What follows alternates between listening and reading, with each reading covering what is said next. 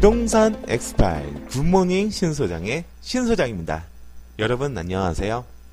오늘은 경매를 생각하시는 분들이나 아니면 임대사업용 부동산을 생각하시는 분들에게 상가임대차 보호법, 주택임대차 보호법에 대해서 간단하게 설명하는 시간을 가져보도록 할게요. 상가임대차 보호법 많이 들어보셨죠? 우리나라도 마찬가지고 전 세계적인 부분을 본다고 한다면 전쟁을 겪었거나 아니면 극심한 사회 변동이 있었던 국가들, 그런 국가들이나 아니면은 뭐 지금 중국에는 농민공이 문제 이슈가 되고 있잖아요. 네, 그런 국가들은 통상적으로 임대차에 대해서, 즉 그 상가든 주택이든 임대차에 대해서 보호 규정이 강한 상태입니다. 그러니까 역사적인 하나의 그 기류라는 게 있죠. 예를 들어 보면 미국 같은 경우에서는 한 번도 전쟁을 본토에 전쟁을 치러보진 않았잖아요. 뭐 진주만 공습이 있긴 있었지만, 그러고 보면 정말 일본이라는 나라는 대단한 것 같아요. 물론 그 9.11 테러 사태도 있긴 했지만 그거를 제외하고더라도 그 본토에서 전쟁을 치르거나 폭격을 당해가지고 주택 부분이나 그런 것들이 사회 문제화가 되진 않았습니다. 물론 그 인종차별이라는 그런 부분이 있긴 있었지만, 그런 나라들은 통상적으로 세입자와 그리고 해당 건물주에 대해서의 규정을 좀 동등하게 보는 경향이 있다고 합니다. 그렇지만 우리나라처럼 우리가 그 급격한 산업화, 그리고 그 이전에는 6.25 동란이 있었죠. 그런 급격한 사회 변화가 있는 나라 같은 경우에서는 주택에 대해서 그리고 상가에 대해서 임대차 부분에 대해서는 임차인의 권한을 많이 보호를 해주는 겁니다. 통상적으로 주택임대차보호법은 83년도 국보위 시절 때 만들어 놓은 겁니다. 전두환이 만들어 놓은 거고, 상가임대차보호법은 2002년도 참여정부 시절 때 나왔죠.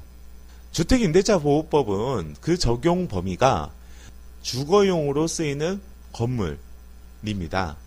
주거용으로 쓰는 건물, 왜 그냥 주택이라고 얘기를 안 해놨을까요?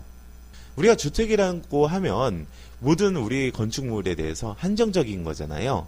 즉 실질 사용주의를 채택을 하는 거죠. 우리가 세법에서 살펴볼 때 세법의 대원칙 중에 하나가 실질 가세주의라고 하는 게 있습니다.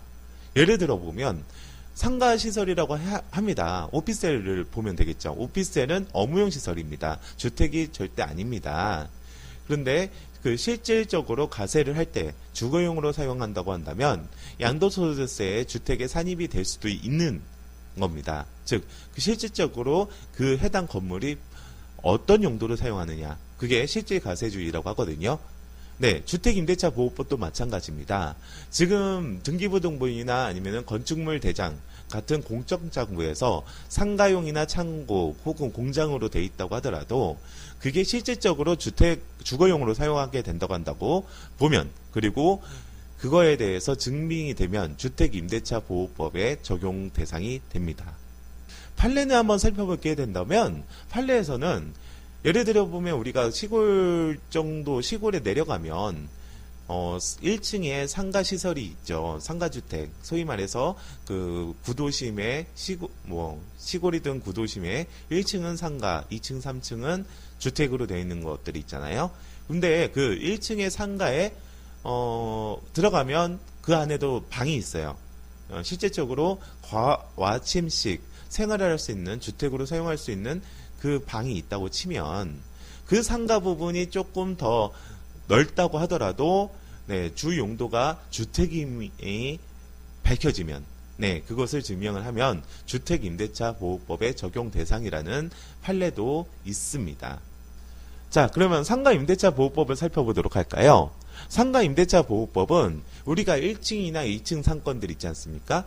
그런 1층이나 2층 상권들의 상가만 적용이 되는 게 아니라, 예를 들어 보면 우리 사무실, 지식산업센터나 오피스, 아파트 공장도 가능하겠죠. 네, 그렇게 사업자 등록을 하고 사업행위나 상행위를 할 수 있는 그런 건물에서는 상가임대차 보호법에 적용이 됩니다. 자, 주택임대차 보호법은 우리의 주택에 대해서, 그러니까 주택임대차에 대해서 강력하게 보호를 하는 규정입니다. 예를 들어 보면 우리가 민법에도 임대차 규정이 있거든요. 그 민법에 있는 임대차 규정하고 주택임대차 보호법에 있는 그 보호 규정하고 서로 상충이 될 경우, 그 상충이 될 경우에서는 통상적으로 주택임대차 보호법에 있는 규정을 우선 적용을 하게 됩니다. 그게 특별법적 지위를 가지게 되는 거죠. 그리고 두 가지, 이거는 강력한 부분은 상가임대차 보호법도 마찬가지입니다. 상가임대차 보호법에 규정되어 있는 거하고 민법상에 되거나 기타 법률에 되어 있는 것 중에서 그 법 조항이 중복이 되거나 아니면은 다를 수가 있잖아요. 같은 사항에 대해서. 그럴 경우에서는 상가임대차 보호법에 적용을 받는 특별법적 성격을 갖게 되는데요. 주택임대차 보호법은 상가임대차 보호법도 마찬가지로 편명적 강행 규정이라고 합니다. 예를 들어 보면 주택임대차 보호법에서는 여러 가지 규정이 있고 그것은 세입자를 보호하기 위한 규정입니다. 가장 대표적인 것이 만약에 제가 1년이라는 임대차 기간을 계약을 썼다. 하지만 법에서 인정받는 거는 2년이거든요. 그렇기 때문에 세입자는 언제든지 2년에 대한 임대차 기간을 주장을 할 수가 있습니다. 1년으로 계약 당시에 썼다고 하더라고요. 즉, 두 사람의 합치, 임대차 계약을 쓰면서 하는 합치 중에서 주택임대차 보호법의 세입자 보호 규정에 반하는 경우가 있다면 두 사람이 사적 자치로 인해서 합의를 봤다고 하더라도 주택임대차 보호법의 규정을 따르게 되는 거. 그게 강행 규정이라고 하는 겁니다. 자, 제가 상가임대차 보호법에 대해서 자세한 이야기는 다른 섹션이나 다른 파트로 인해서 방송을 하겠지만 제가 말씀드리고 싶은 거는 이겁니다. 우리가 법률이 만들어질 때 이것은 정말 좋은 법이다. 그리고 두 번째로는 이것은 정말 악법이다. 라고 하는 경우가 있겠죠. 법률 자체가 악법을 만들고 싶어서 만드는 건 아닙니다. 하지만 사회적인 규정이나 제도적인 부분에 대해서 시장상에서 그게 악하게 안 좋게 진행이 된다면 그것은 악법이 되겠죠. 우리가 부동산 중개업을 하거나 아니면 부동산 공부를 하시는 분들은 그것을 강의하시는 선생님들한테, 교수님들한테 상가임대차 보호법은 항상 악법으로 통하게 되었습니다. 왜 상가임대차 보호법은 상가임차인을 위해서 만들어졌는데 악법으로 진행이 됐을까요? 바로 이 한마디 때문에 상가임대차 보호법은 악법이 됐습니다. 삼성도 보호할 생각인가?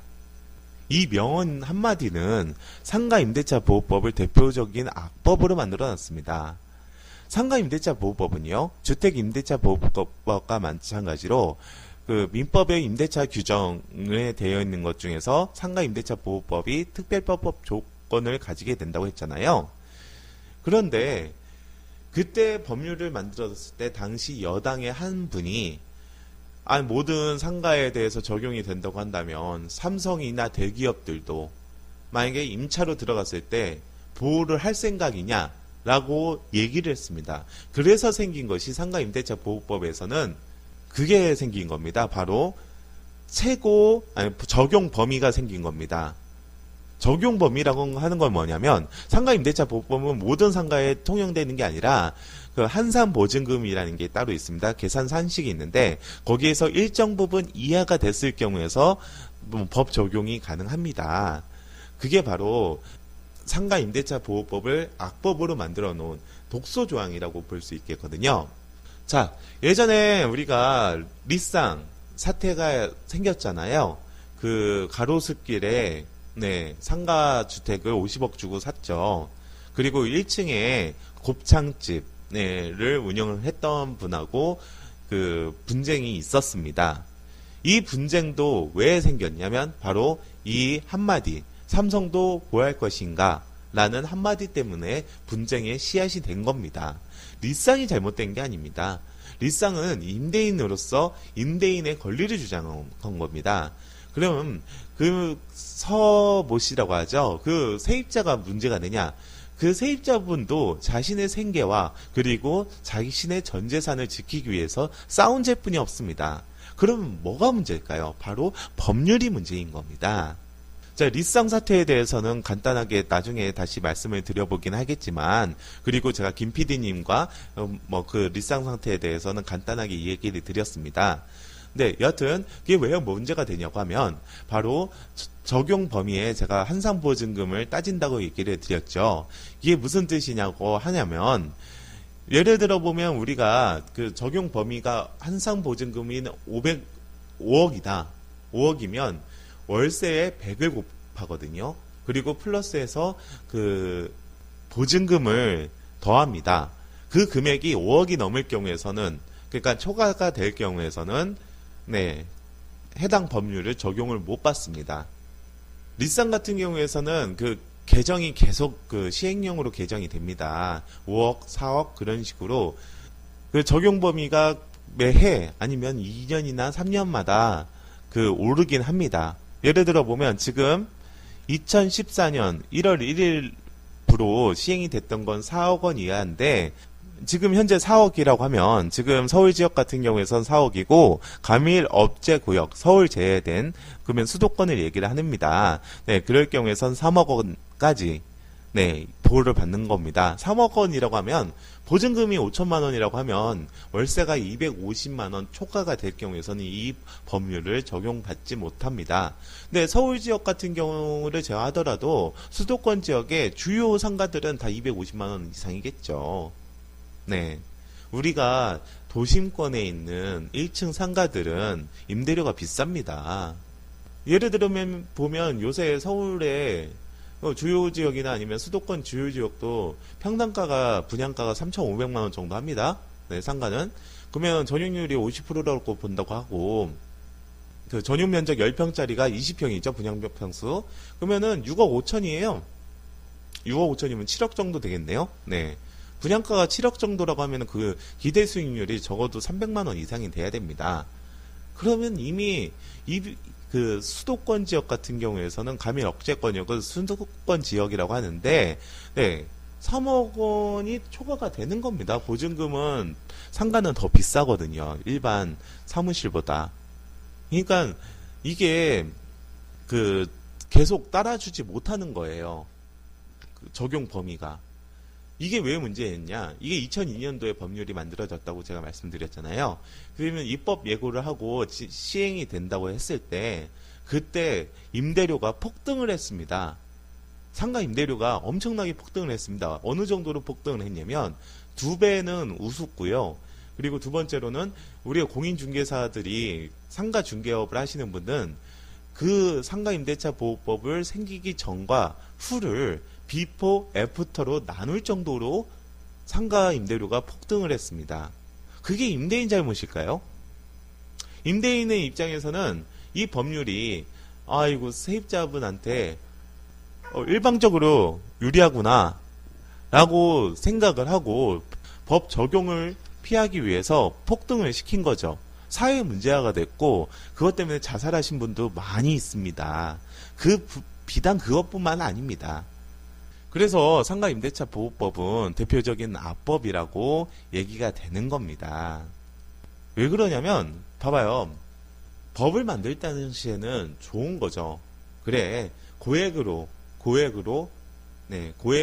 그 월세를 하는 애들은 오히려 그 임대인 그거를 소유하고 있는 자보다 소유자보다 더 대기업 같은 경우에서는 더 부자일 수도 있다. 근데 그 부자이고 그리고 권력적으로 소셜 포지션이 강한 사람들을 그 일괄적으로 적용을 한다면 네, 오히려 임대인이 피해를 볼 수 있다라는 이론이 형성이 될 수도 있죠. 그래서 착한 마음으로 그렇게 입법이 되고 적용 범위를 만들어 놨지만 그게 시장상에서는 어떻게 적용되느냐에 따라서는 달리 봐야 될 겁니다. 물론 제가 성향이 좀 좌쪽이긴 하지만 요새 그 좌파라고 하나요? 네. 그 진보 쪽에서 네, 진보 정권 중에서 임대차 네. 그 월세 상한제를 적용을 시키자. 월세를 폭등을 시키는 거를 네, 제한을 하자. 월세 상한제가 논의가 많이 되고 있습니다. 네. 그거를 임대차 보호법 규정으로 만들자라고 하는데 이거 문제가 큽니다. 자, 미국에서요. 실질적으로 월세 상한제를 적용을 시킨 게 있습니다. 월세 상한제.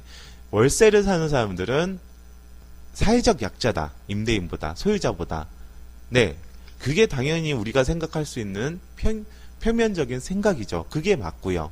물론 제가 말씀드리듯이 주택임대차에 대해서의 법률 해설을 쓰셨던 주택임대차 전담부의 네, 임대차 전담부의 부장판사이셨던 박혜식이신가요? 네, 박혜식 지금은 변호사님이실 거예요. 네, 그분께서는 이론을 달리 보십니다. 임대인이 네, 사회적 약자가 될 수가 있다라고 얘기를 하시긴 합니다.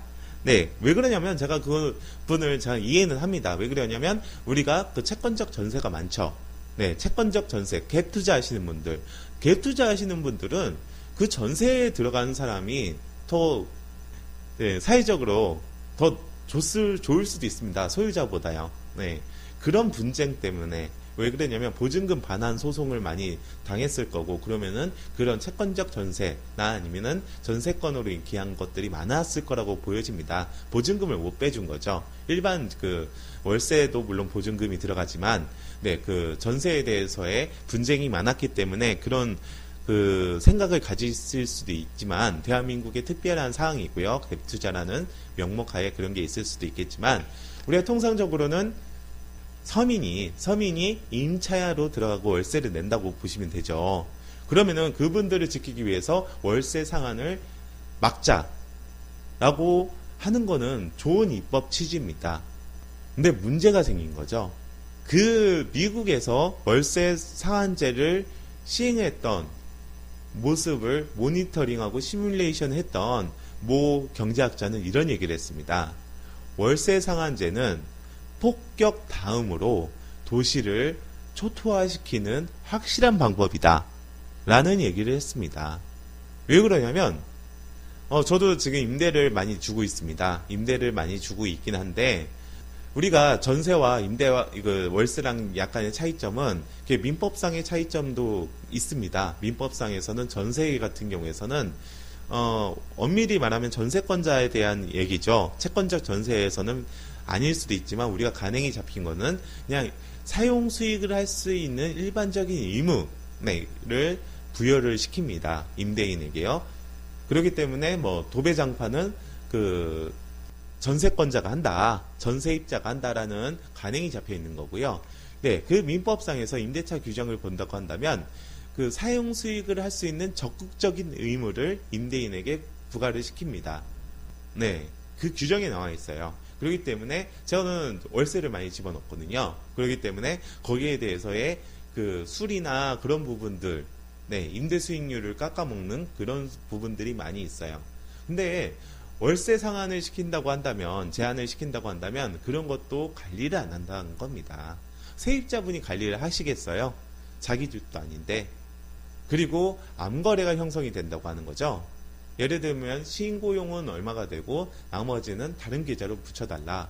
실질적으로 지금 상가 임대차 보호법상에 나와 있는 상가 1층 상가들, 월세가 저렴한 상가들은 좀 월세 일부분을 관리비를 뺀다던가, 그리고 세무당국에 신고할 월세를 가소시킨다던가 그런 경우가 많이 있습니다. 제가 임대차를 하면서 많이 느낀 부분인데요. 그런 부분이 많을진데 그런 암거래가 형성시키는 게 100%가 바로 월세 상한제입니다.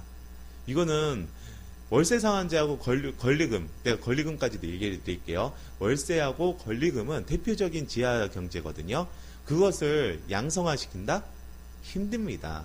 우리가 지금 현재 그 권한이 정지 대신 옛날 박통이 아니라 지금 박통 그분께서 그 권리금을 양성화시킨다고 했죠. 웃기는 소리입니다. 절대 안 됩니다. 그때 지하경제 양성화였죠. 정확하게 말씀드리면. 그래서 활성화라는 단어도 잘못 쓴 것 같고 그렇게 얘기를 한 것 같은데, 여하튼 지하경제가 이게 한두 해에서 생긴 것도 아니고 오래 관행해서 생긴 건데, 그것을 투명화시키고 진행을 그 패러다임을 바꾸게 하는 거는 다양한 연구와 그리고 강력한 정치적인 그 리더십이 필요한 상황입니다. 예를 들어 보면 이 좀 삼천부로 빠질게요.